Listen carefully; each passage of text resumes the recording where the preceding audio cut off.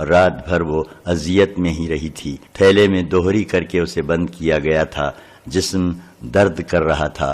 وہ لیٹی اور اس کی آنکھ لگ گئی۔ تھوڑی ہی دیر بعد اس کی آنکھ کھل گئی۔ اس کا دل خوف اور گھبراہٹ کی گرفت میں تھا۔ اس صورتحال کو وہ قبول نہیں کر سکتی تھی۔ اس نے دیکھا کہ تینوں نقاب پوش سوئے ہوئے ہیں، وہ بھی رات بھر کے جاگے ہوئے تھے۔ فاطمہ نے پہلے تو یہ سوچا کہ کسی ایک کا خنجر نکال کر تینوں کو قتل کر دے، لیکن اتنی جرأت نہ کر سکی۔ تینوں کو قتل کرنا آسان نہ تھا۔ اس نے گھوڑے دیکھے، ان لوگوں نے گھوڑوں سے زینیں نہیں اتاری تھیں۔ وہ آہستہ سے اٹھی اور دبے پاؤں ایک گھوڑے تک پہنچی۔ سورج ٹیلوں کے پیچھے جا رہا تھا۔ فاطمہ کو معلوم نہ تھا کہ وہ قاہرہ سے کس طرف اور کتنی دور ہے۔ اس نے یہ خطرہ مول لے لیا کہ صحرا کی وسعت میں بھٹک بھٹک کر مر جائے گی، لیکن ان لوگوں کے ہاتھوں سے ضرور نکلے گی۔ اس نے گھوڑے پر سوار ہوتے ہی ایڑی لگا دی۔ ٹاپوں نے نقاب پوشوں کو جگا دیا۔ انہوں نے فاطمہ کو ٹیلے کے اوٹ میں جاتے دیکھ لیا تھا۔ وہ نقاب پوش گھوڑوں پر سوار ہوئے اور تعاقب میں گھوڑے سر پٹ بھگا دیے۔ فاطمہ کے لیے مشکل یہ تھی کہ اسے ٹیلوں کے قید خانے سے نکلنے کا راستہ معلوم نہ تھا۔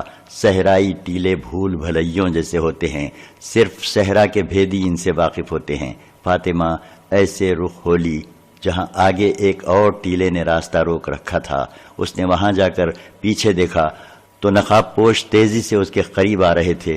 اس نے گھوڑے کو ٹیلے پر چڑھا دیا اور ایڑی مارتی گئی۔ گھوڑا اچھا تھا، اوپر جا کر پرے اتر گیا۔ وہ ایک طرف گھوڑا موڑ لے گئی، آگے راستہ مل گیا۔ نقاب پوش بھی پہنچ گئے۔ فاصلہ کم ہو رہا تھا۔ فاطمہ کو اپنی آنکھوں پر یقین نہ آیا جب اس نے اپنے سامنے سمندر کی طرح کھلا صحرا اور 4 شتر سوار اپنی سمت آتے دیکھے۔ اس نے چلانا شروع کر دیا، بچاؤ، ڈاکوؤں سے بچاؤ۔ وہ ان تک پہنچ گئی۔ اس کے پیچھے دونوں نقاب پوشوں کے گھوڑے باہر آئے۔ شتر سواروں کو دیکھ کر انہوں نے گھوڑوں کی باگیں کھینچی، گھوڑے موڑے بھی۔ شتر سواروں نے اونٹ دوڑا دیے۔ ایک نے کمان میں تیر رکھ کر چھوڑا تو تیر ایک گھوڑے کی گردن میں اتر گیا۔ گھوڑا درد سے تڑپا، اچھلا اور بے قابو ہو گیا۔ سوار کود گیا۔ شتر سواروں نے انہیں للکارا تو دوسرے نے گھوڑا روک لیا۔ انہیں معلوم تھا کہ وہ 4 شتر سوار تیر اندازوں کی زد میں ہیں۔ فاطمہ نے بتایا کہ ان کا ایک ساتھی اندر ہے۔ ان دونوں کو پکڑ لیا گیا۔ یہ چاروں سلطان ایوبی کی فوج کے کسی گشتی دستے کے سپاہی تھے۔ سلطان ایوبی نے سارے صحرا میں گشتی پہرے کا انتظام کر رکھا تھا تاکہ اچانک حملے کا خطرہ نہ رہے اور صلیبی تقریب کار مصر میں داخل نہ ہو سکیں۔ ان گشتی دستوں کا بہت فائدہ تھا۔ انہوں نے کئی مشتبہ لوگ پکڑے تھے۔ اب یہ نقاب پوش ان کے پھندے میں آ گئے۔ فاطمہ نے انہیں بتایا کہ اسے کس طرح یہاں تک لایا گیا اور وہ کس کی بیوی ہے۔ اس نے یہ بھی بتایا کہ ناظم مالیات قتل ہو گیا ہے۔ قتل اس کے خاوند مسلح الدین نے کرایا ہے جو شہر کا ناظم ہے، اور قاتل ان تینوں میں سے ایک ہے۔ تیسرے نقاب پوش کو بھی پکڑ لیا گیا۔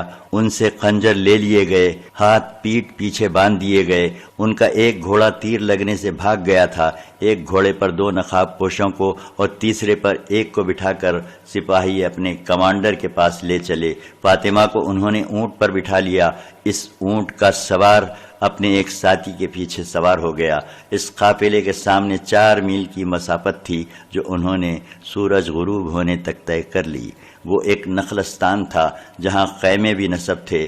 یہ اس دستے کا ہیڈ کوارٹر تھا۔ فاطمہ کو اس کمانڈر کے سامنے پیش کیا گیا۔ تینوں نقاب پوشوں کو پہرے میں بٹھا دیا گیا۔ انہیں اگلے روز قاہرہ بھیجنا تھا۔ صلیبیوں نے یہ فیصلہ کر لیا تھا کہ وہ کرک میں بیٹھے بیٹھے سلطان صلاح الدین ایوبی کا انتظار نہیں کریں گے۔ انہوں نے فوج کو تقسیم کرنا شروع کر دیا۔ فرانس کی فوج کو انہوں نے سلطان ایوبی کی فوج کو راستے میں روکنے کے لیے تیاری کا حکم دیا۔ ریمانڈ کی فوج مسلمانوں کی فوج پر عقب سے حملے کے لیے مقرر ہوئی۔ کرک کے قلعے کے دفاع کے لیے جرمنی کی فوج تھی جس کے ساتھ فرانس اور انگلستان کے کچھ دستے تھے۔ انہیں جاسوسوں نے بتا دیا تھا کہ سلطان ایوبی نئی فوج تیار کر رہا ہے۔ صلیبی حکمرانوں نے اس اقدام کا جائزہ لیا کہ وہ سلطان ایوبی کے ٹریننگ کیمپ پر حملہ کر کے پیچھے ہٹ آئیں، لیکن ان کی انٹیلیجنس نے اس تجویز کی مخالفت کی۔ دلیل یہ دی کہ سلطان ایوبی نے دفاع کی 3 تہیں بنا رکھی ہیں، جن میں ایک تہ متحرک ہے۔ اس کے علاوہ اس کی دیکھ بھال کے دستے دور دور تک گھومتے پھرتے اور صحرا میں ہلتی ہوئی ہر چیز کو قریب جا کر دیکھتے ہیں۔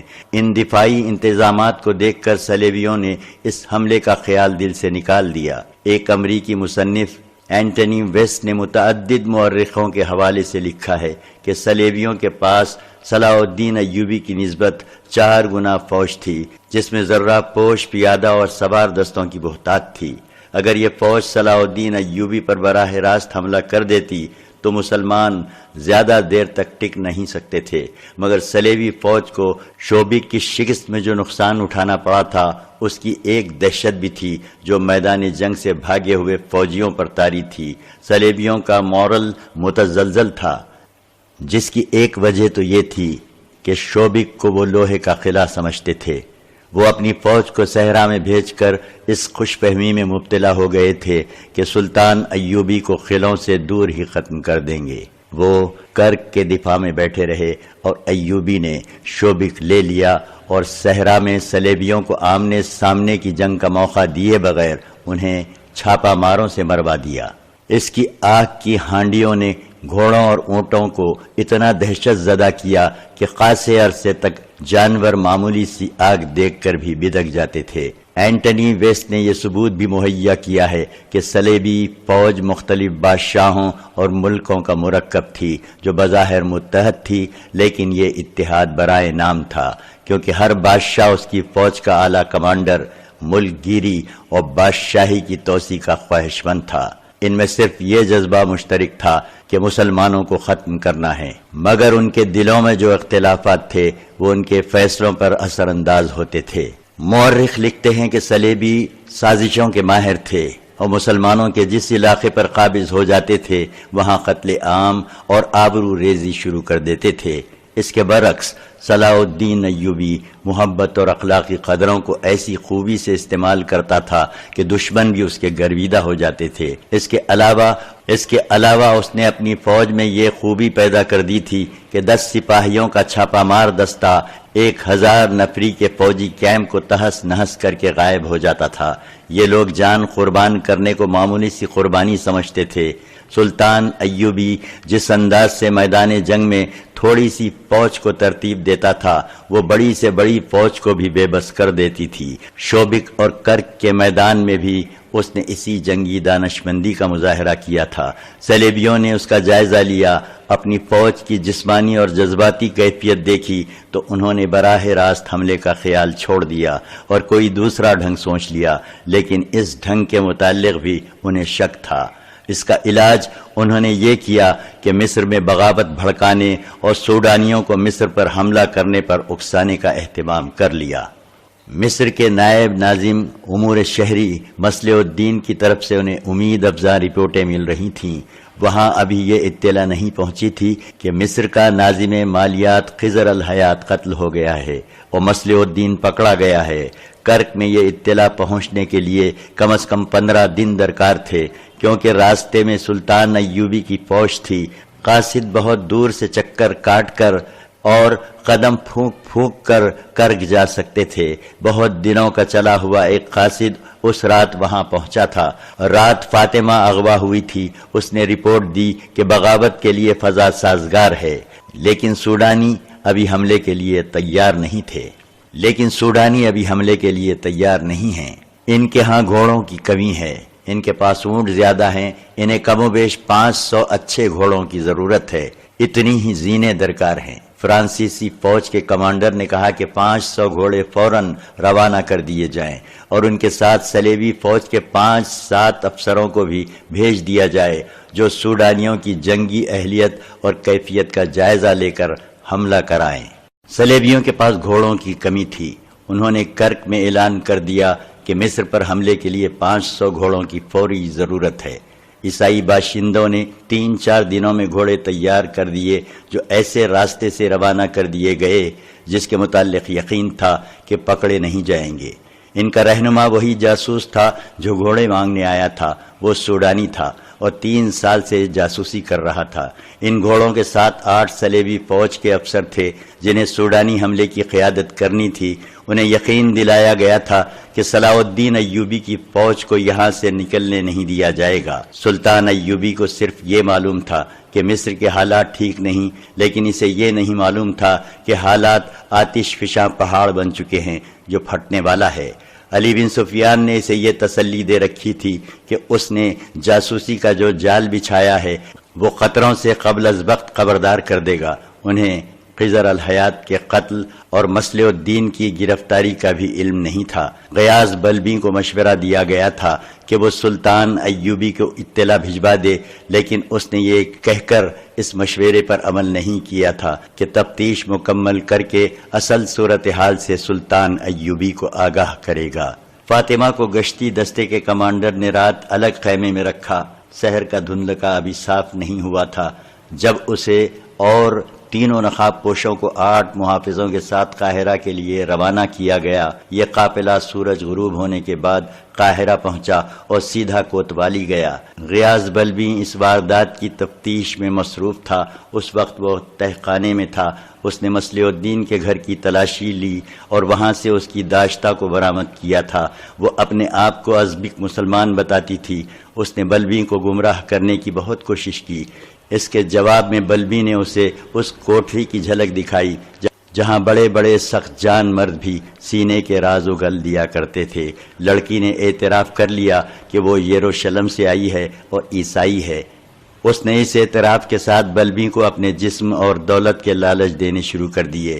بلبی نے مصلح الدین کے گھر کی تلاشی میں جو دولت برآمد کی تھی اس نے اس کا دماغ ہلا دیا تھا۔ وہ سمجھ گیا تھا کہ مصلح الدین کیوں صلیبیوں کے جال میں پھنس گیا تھا۔ خود لڑکی اس قدر پرکشش اور چرب زبان تھی کہ اسے ٹھکرانے کے لیے پتھر دل کی ضرورت تھی۔ بلبی نے اپنا ایمان ٹھکانے رکھا۔ اس نے دیکھ لیا تھا کہ یہ تو کوئی بہت بڑی سازش ہے جس کی کڑیاں یروشلم سے جا ملتی ہیں۔ اس نے لڑکی سے کہا کہ وہ ہر ایک بات بتا دے۔ لڑکی نے جواب دیا، میں جو کچھ بتا سکتی تھی میں نے بتا دیا ہے۔ اس سے آگے کچھ بتاؤں گی تو یہ سلیب کے ساتھ دھوکہ ہوگا۔ میں اس سلیب پر ہاتھ رکھ کر حلف اٹھا چکی ہوں کہ اپنے فرض کی ادائیگی میں جان دے دوں گی۔ میرے ساتھ جو بھی سلوک کرنا چاہو کر لو، کچھ نہیں بتاؤں گی۔ اگر مجھے آزاد کر کے یروشلم یا کرک پہنچا دو گے تو منہ مانگی دولت تمہارے قدموں میں رکھ دی جائے گی۔ مصلح الدین تمہاری قید میں ہے، اس لیے پوچھ لو، وہ تمہارا بھائی ہے، شاید کچھ بتا دے۔ بلبی نے اس سے مزید کچھ بھی نہ پوچھا۔ وہ مصلح الدین کے پاس چلا گیا۔ مصلح الدین بڑی بری حالت میں تھا۔ اسے چھت کے ساتھ اس طرح لٹکایا گیا تھا کہ رسہ کلائیوں سے بندھا تھا اور اس کے پاؤں فرش سے اوپر تھے۔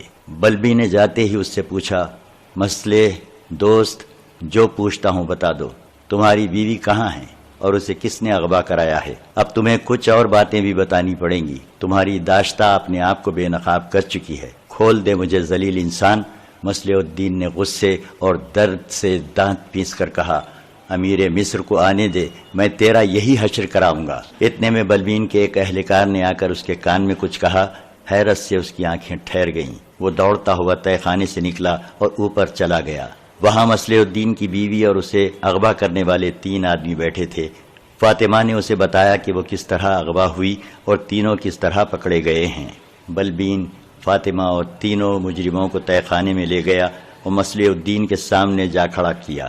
مصلح الدین نے انہیں دیکھا اور آنکھیں بند کر لیں۔ بلبین نے پوچھا، ان تینوں میں سے قاتل کون ہے؟ مصلح الدین خاموش رہا۔ بلبین نے 3 دفعہ پوچھا، پھر بھی وہ خاموش رہا۔ بلبین نے تہہ خانے کے ایک آدمی کو اشارہ کیا۔ وہ آدمی آگے آیا اور مصلح الدین کی کمر کے گرد بازو ڈال کر اس کے ساتھ لٹک گیا۔ اس آدمی کا وزن مصلح الدین کی کلائیاں کاٹنے لگا جو رسے سے بندھی ہوئی تھیں۔ اس نے درد سے چیختے ہوئے کہا، درمیان والا۔ بلبین تینوں کو الگ لے گیا اور انہیں کہا کہ یہ بتا دیں کہ وہ کون ہیں اور یہ سارا سلسلہ کیا ہے، ورنہ وہ یہاں سے زندہ نہیں نکل سکیں گے۔ انہوں نے آپس میں مشورہ کیا اور بولنے پر رضامند ہو گئے۔ بلبی نے انہیں الگ الگ کر دیا اور فاطمہ کو اوپر لے گیا۔ فاطمہ نے اسے وہی بات سنائی جو سنائی جا چکی ہے۔ اس نے اپنے متعلق یہ بتایا کہ اس کی ماں سوڈانی اور باپ مصری ہے۔ 3 سال گزرے، وہ اپنے باپ کے ساتھ مصر آئی۔ مصلح الدین نے اسے دیکھ لیا اور اس کے باپ کے پاس آدمی بھیجے۔ اسے یہ معلوم نہیں کہ رقم کتنی طے ہوئی۔ باپ اسے مصلح الدین کے گھر چھوڑ گیا اور ایک تھیلی لے کر چلا گیا۔ مصلح الدین نے ایک عالم اور چند ایک آدمیوں کو بلا کر باقاعدہ نکاح پڑھایا اور وہ اس کی بیوی بن گئی۔ وہ اس کے ساتھ بہت محبت کرتا تھا۔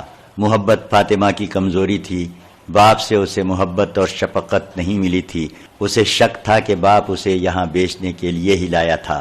مصلح الدین کے خلاف اسے کبھی بھی شک نہیں ہوا تھا کہ وہ اتنا برا آدمی ہے۔ وہ شراب نہیں پیتا تھا۔ اس کی باہر کی سرگرمیوں کے متعلق فاطمہ کو کچھ بھی معلوم نہ تھا۔ صلاح الدین ایوبی نے شوبک کی طرف کوچ کیا تو اس کے فوراً بعد مصلح الدین میں ایک تبدیلی آئی۔ وہ رات بہت دیر تک باہر رہنے لگا۔ ایک رات فاطمہ نے دیکھا کہ وہ شراب پی کر آیا ہے۔ فاطمہ کا باپ شرابی تھا۔ وہ شراب کی بو اور شراب کو پہچان سکتی تھی۔ اس نے مصلح الدین کی محبت کی خاطر یہ بھی برداشت کیا۔ پھر گھر میں رات کے وقت اجنبی سے آدمی آنے لگے۔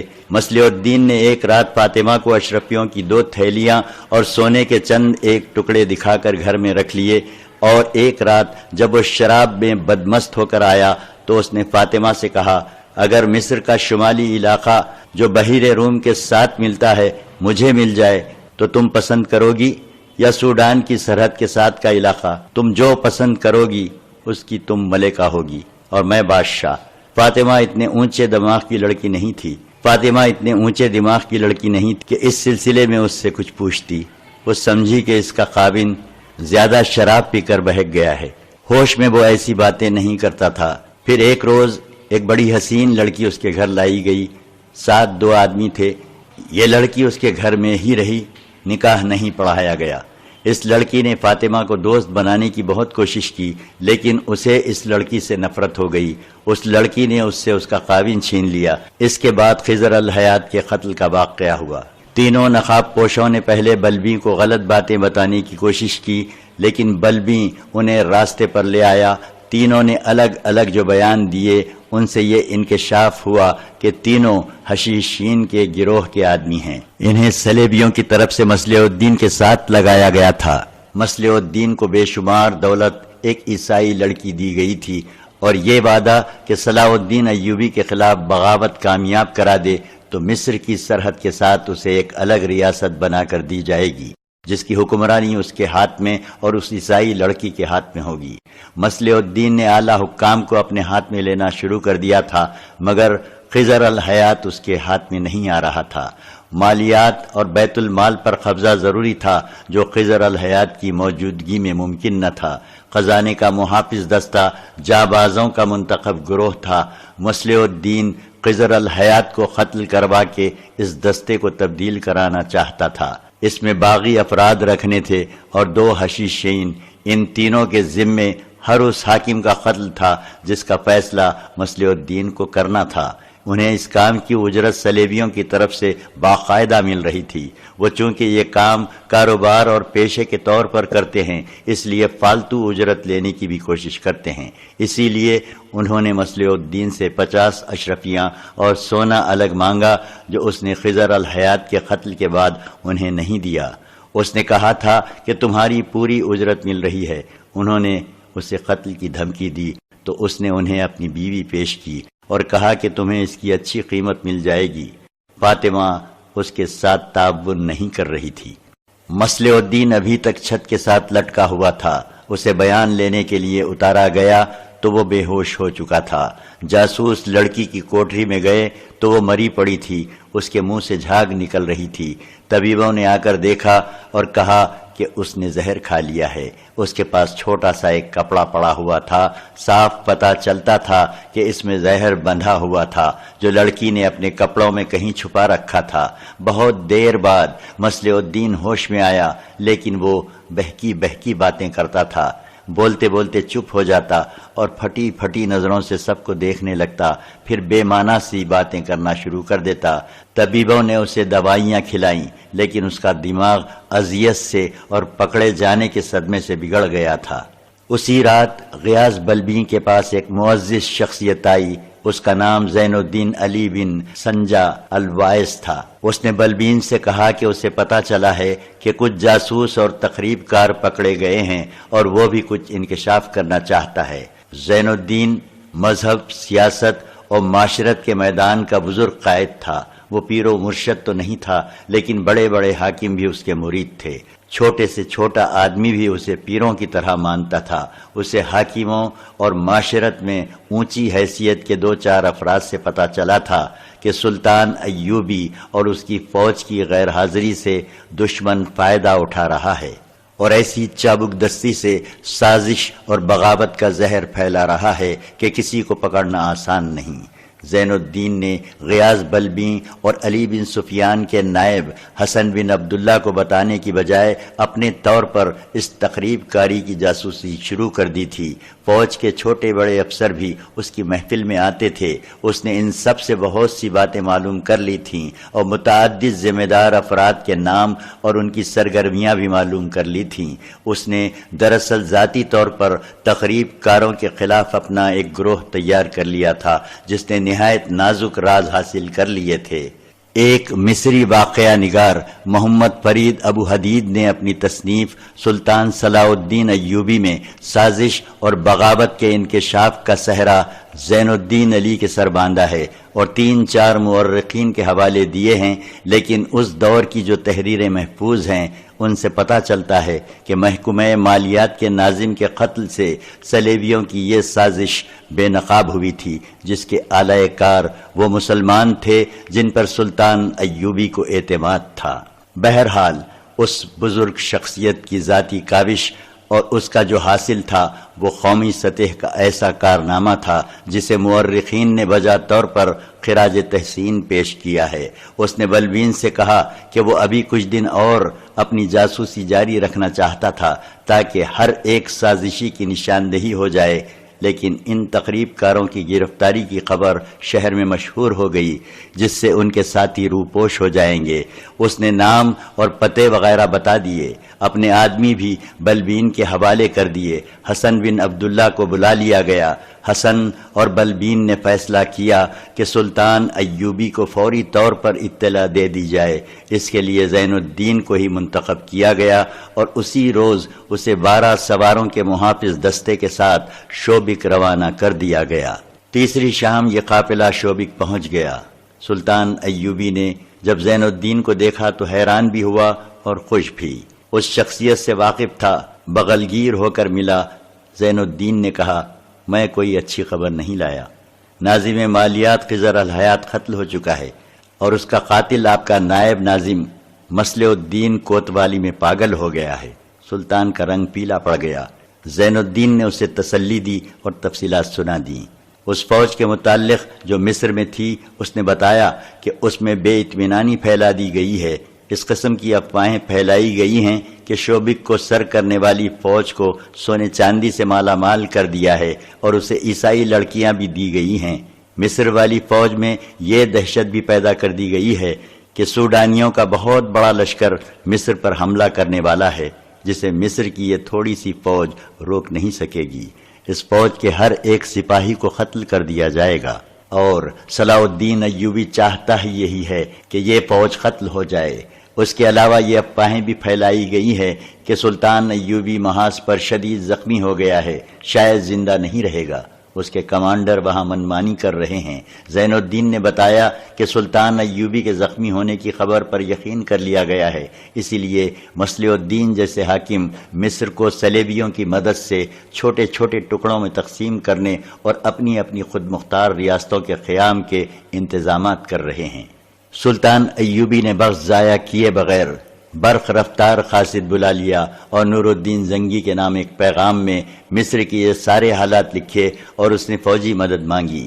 اس نے لکھا کہ میں یہاں رہتا ہوں تو مصر ہاتھ سے جاتا ہے، چلا جاتا ہوں تو شوبک کی فتح شکست میں بدل جائے گی، لیا ہوا علاقہ کسی قیمت پر واپس نہیں دیا جائے گا۔ میں بھی فیصلہ نہیں کر سکا کہ یہاں رہوں یا مصر چلا جاؤں۔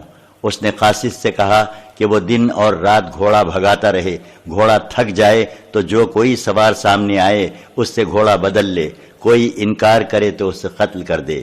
رفتار کم نہ ہو، اور اسے یہ ہدایت بھی دی کہ اگر وہ دشمن کے گھیرے میں آ جائے تو نکلنے کی کوشش کرے، اور اگر پکڑا جائے تو یہ پیغام منہ میں ڈال کر نگل لے، دشمن کے ہاتھ پیغام نہ لگے۔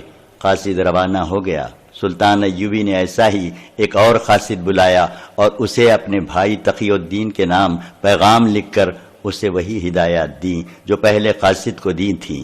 اس پیغام میں اس نے اپنے بھائی کو لکھا کہ تمہارے پاس جو کچھ بھی ہے، جتنے لڑاکا آدمی اکٹھے کر سکتے ہو، گھوڑوں پر سوار ہو جاؤ اور قاہرہ پہنچو۔ راستے میں بلا ضرورت رکنا نہیں۔ مجھے معلوم نہیں میں تمہیں کہاں ملوں گا بھی یا نہیں۔ اگر قاہرہ میں ہماری ملاقات نہ ہو سکی اور اگر میں زندہ نہ ہوا تو امارات مصر سنبھال لینا۔ مصر بغداد کی خلافت کی مملکت ہے اور خدائے ذوالجلال نے اس مملکت کی ذمہ داری ایوب خاندان کو سونپی ہے۔ روانگی سے پہلے قبلہ والد محترم نجم الدین ایوب کے آگے جھکنا اور انہیں کہنا کہ وہ تمہاری پیٹھ پر ہاتھ پھیریں، پھر محترمہ والدہ کی خبر پر فاتحہ پڑھ کر ان کی روح سے دعائیں لے کر آنا۔ اللہ تمہارے ساتھ ہے، میں جہاں ہوں وہاں اسلام کا پرچم سرنگو نہیں ہوگا، تم مصر میں اس پرچم کو سر بلند رکھو۔ یہ قاصد بھی روانہ ہو گیا۔ ان دونوں میں سے جو قاصد نور الدین زنگی کے پاس پہنچا اس کی جسمانی حالت یہ تھی کہ اس کا بایاں بازو تلواروں کے زخموں سے خیمہ بنا ہوا تھا اور اس کی پیٹھ میں ایک تیر اترا ہوا تھا۔ وہ زنگی کے قدموں میں گرا، اتنا ہی کہہ سکا کہ راستے میں دشمن مل گیا تھا، اس حال میں پیغام لے کے نکلا ہوں۔ اس نے پیغام زنگی کے ہاتھوں میں دیا اور شہید ہو گیا۔ نور الدین زنگی کی فوج جب شوبک کے قریب پہنچی تو قلعے اور شہر میں اعلان ہو گیا کہ صلیبیوں کا بہت بڑا حملہ آ رہا ہے، گرد آسمان تک جا رہی ہے، پتہ نہیں چلتا کہ گرد میں کیا ہے۔ امکان یہی تھا کہ یہ صلیبی فوج ہے۔ ایک لمحہ ضائع کیے بغیر شوبک کی فوج مقابلے کے لیے تیار ہو گئی، لیکن گرد میں جو جھنڈے نظر آئے وہ اسلامی تھے۔ پھر گرد میں سے تکبیر کے نعرے سنائی دیے۔ قلعے سے سلطان ایوبی کے نائبین استقبال کے لیے آگے چلے۔ 3-4 روز بعد صبح سویرے قاہرہ میں جو فوج تھی اسے میدان میں جمع ہونے کا حکم ملا۔ فوجی چیما گوئیاں کرنے لگے کہ انہیں تیاری کا یہ حکم کیوں ملا ہے۔ بعض نے کہا کہ بغاوت ہوگی، کسی نے کہا کہ سوڈانیوں کا حملہ آ رہا ہے۔ اس کے کمانڈروں تک کو علم نہیں تھا کہ اس اجتماع کا مقصد کیا ہے۔ یہ حکم فوج کی مرکزی کمان سے جاری ہوا تھا۔ جب تمام فوج اپنی ترتیب سے میدان میں آ گئی تو ایک طرف سے 6-7 گھوڑے دوڑتے آئے۔ سب دیکھ کر حیران رہ گئے کہ سب سے آگے صلاح الدین ایوبی تھا۔ سب جانتے تھے کہ شوبک میں ہے۔ سلطان ایوبی نے ایک عجیب حرکت کی۔ اس نے تیبن کے سوا تمام کپڑے اتار پھینک دیے، سر بھی ننگا کر دیا اور فوج کی تمام صفوں کے سامنے گھوڑا دبکی چال چلاتا گزر گیا۔ پھر سامنے آ کر بلند آواز سے کہا، میرے جسم پر کسی نے کوئی زخم دیکھا ہے؟ کیا میں زندہ ہوں یا مردہ؟ امیر مصر کا اقبال بلند ہو، ایک شتر سوار نے کہا۔ ہمیں بتایا گیا تھا کہ آپ زخمی ہیں اور جابر نہیں ہو سکیں گے۔ اگر یہ خبر جھوٹی ہے تو وہ افواہیں بھی جھوٹی ہیں جو تمہارے کانوں میں ڈالی گئی ہیں۔ سلطان ایوبی نے اتنی بلند آواز سے کہا کہ آخری سب تک اس کی آواز پہنچی تھی۔ اس نے کہا، جن مجاہدین کے متعلق تمہیں بتایا گیا ہے کہ وہاں سونا اور چاندی لوٹ رہے ہیں اور عیسائی لڑکیوں کے ساتھ عیش کر رہے ہیں، وہ ریگستان میں اگلا قلعہ اور اس سے اگلا قلعہ اور اس سے اگلا قلعہ سر کرنے کی تیاریوں میں پاگل ہو رہے ہیں۔ وہ کیوں بھوکے پیاسے مر رہے ہیں؟ صرف اس لیے کہ تمہاری ماؤں، بہنوں اور بیٹیوں کی عصمتوں کو صلیبی درندوں سے بچا سکیں۔ شوبک میں ہم نے مسلمان بچیوں اور ان کی ماؤں اور ان کے باپوں کا یہ حال دیکھا ہے کہ بچیاں عیسائیوں کے پاس اور ان کی مائیں اور ان کے باپ عیسائیوں کی بیگار کر کر کے مر رہے تھے۔ اب کرک، یروشلم اور فلسطین کی ہر بستی میں جو عیسائی کے قبضے میں ہے، مسلمانوں کا یہی حال ہو رہا ہے۔ مسجدیں استبل بنا دی گئی ہیں اور قرآن کے مقدس فرخ گلیوں میں عیسائیوں کے قدموں میں مسلے جا رہے ہیں۔ یہ تقریر اتنی جوشیلی اور سنسنی خیز تھی کہ ایک کمانڈر نے چلا کر کہا، پھر ہم یہاں کیا کر رہے ہیں؟ ہمیں بھی محاذ پر کیوں نہیں لے جایا جاتا؟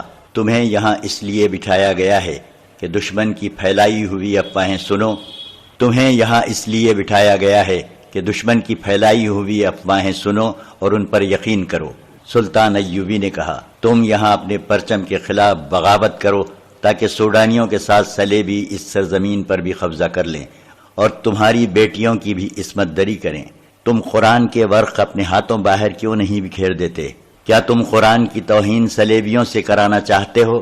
تم جو اپنے ایمان کی حفاظت نہیں کر سکتے، قوم کی آبرو کی حفاظت کیا کرو گے؟ تمام فوج میں ہلچل سی پیدا ہو گئی۔ سلطان ایوبی نے کہا، تمہیں یہاں چند ایک کمانڈر نظر نہیں آ رہے؟ وہ میں تمہیں دکھاتا ہوں۔ اس نے اشارہ کیا تو ایک طرف سے 10-11 آدمی گردنوں میں رسیاں پڑی ہوئی اور ہاتھ پیٹھ پیچھے بندھے ہوئے آگے لائے گئے۔ انہیں صفوں کے آگے سے گزارا گیا۔ سلطان ایوبی نے اعلان کیا، یہ تمہارے کمانڈر تھے، لیکن یہ اس قوم کے دوست ہیں جو تمہارے رسول صلی اللہ علیہ وسلم اور تمہاری قرآن کے دشمن ہیں۔ یہ پکڑے گئے ہیں۔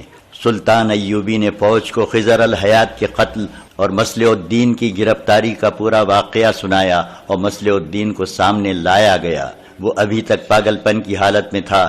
سلطان ایوبی گزشتہ رات کوتوالی کے تہہ خانے میں اسے دیکھ آیا تھا۔ اس نے سلطان ایوبی کو پہچانا نہیں تھا۔ وہ اپنی ریاست اور خود مختار حکمرانی کی باتیں کر رہا تھا۔ اب سلطان ایوبی نے اسے گھوڑے پر بٹھا کر فوج کے سامنے کھڑا کر دیا۔ اس نے فوج کو دیکھا اور بلند آواز سے بولا، یہ میری فوج ہے، مصر کی حکومت کے خلاف بغاوت کر دو، میں تمہارا بادشاہ ہوں۔ صلاح الدین ایوبی مصر کا دشمن ہے، تم اسے قتل کر دو۔ وہ بولے جا رہا تھا، اس کے منہ سے پاگل پن کی جھاگ نکل رہی تھی۔ فوج کی صفوں سے پنگ کی آواز آئی اور ایک تیر مصلح الدین کی شہرگ میں اتر گیا۔ وہ گر رہا تھا۔ جب کئی اور تیر اس کے جسم میں اتر گئے، سلطان ایوبی نے چلا کر تیر اندازوں کو روکا۔ کمانڈروں نے تیر چلانے والوں کو آگے آنے کو کہا۔ ان میں سے ایک نے کہا، ہم نے غدار کو مارا ہے، اگر یہ قتل ہے تو گردنیں حاضر ہیں۔ سلطان ایوبی نے انہیں معاف کر دیا۔ اس کے جسم پر ابھی تک صرف تیبند تھا، باقی جسم ننگا تھا۔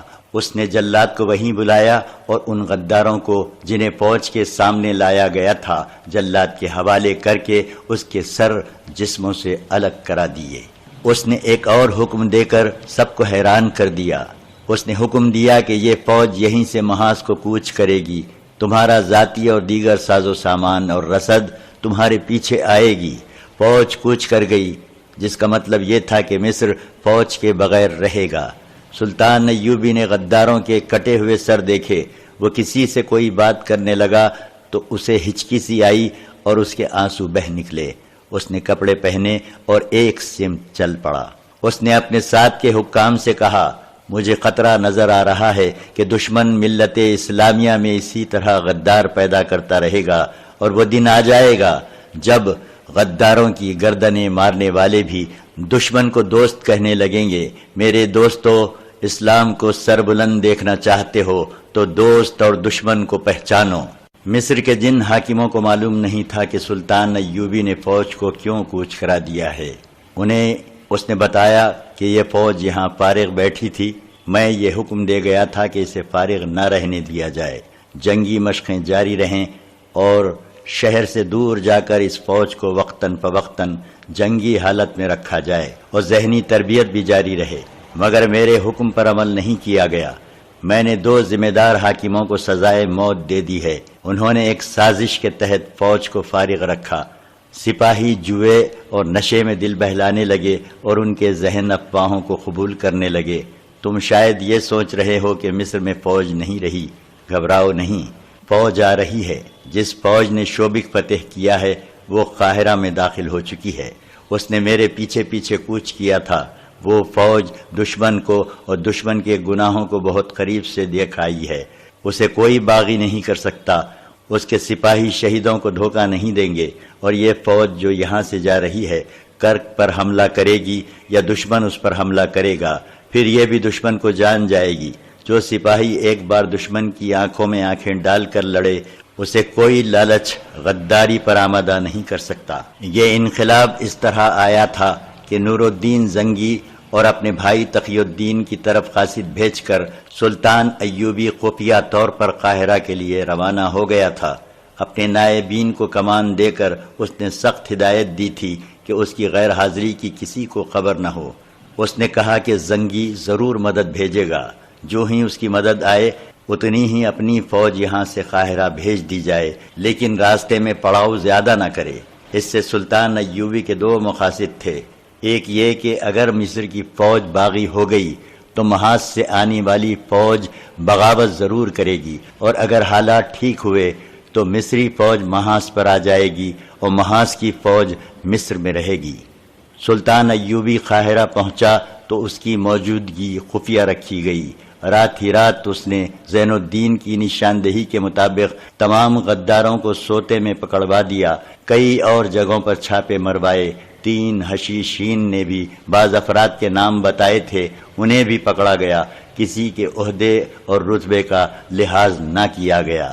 فاطمہ کو سلطان ایوبی کے حکم کے مطابق زین الدین کے حوالے کر دیا گیا اور اسے کہا گیا کہ کسی موزوں جگہ اس کی شادی کر دی جائے۔ اب سلطان ایوبی تقی الدین کا انتظار کرنے لگا۔ اسے 3 دن انتظار کرنا پڑا۔ تقی الدین کم و بیش 200 سواروں کے ساتھ آ گیا۔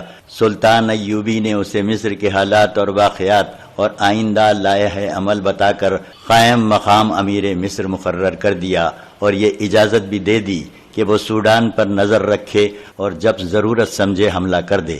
یہ ہدایات اور احکام دے کر سلطان ایوبی شوبک کو روانہ ہونے لگا تو علی بن سفیان جو اس کے ساتھ آیا تھا بولا، کرک کے صلیبیوں نے آپ کے لیے ایک تحفہ بھیجا ہے، اگر کچھ دیر اور انتظار کریں تو تحفہ دیکھتے جائیں۔ علی بن سفیان سلطان ایوبی کو حیرت میں چھوڑ کر باہر نکل گیا۔ اس نے سلطان ایوبی کو باہر چلنے کو کہا۔ سلطان ایوبی گھوڑے پر سوار ہو کر علی بن سفیان کے ساتھ چلا گیا۔ تھوڑی ہی دور میدان میں 500 گھوڑے کھڑے تھے، ہر گھوڑے پر زین تھی۔ ان گھوڑوں سے ذرا پرے 7-8 صلیبی رسیوں سے بندھے ہوئے کھڑے تھے اور اپنی فوج کا ایک سرحدی دستہ بھی مستعد کھڑا تھا۔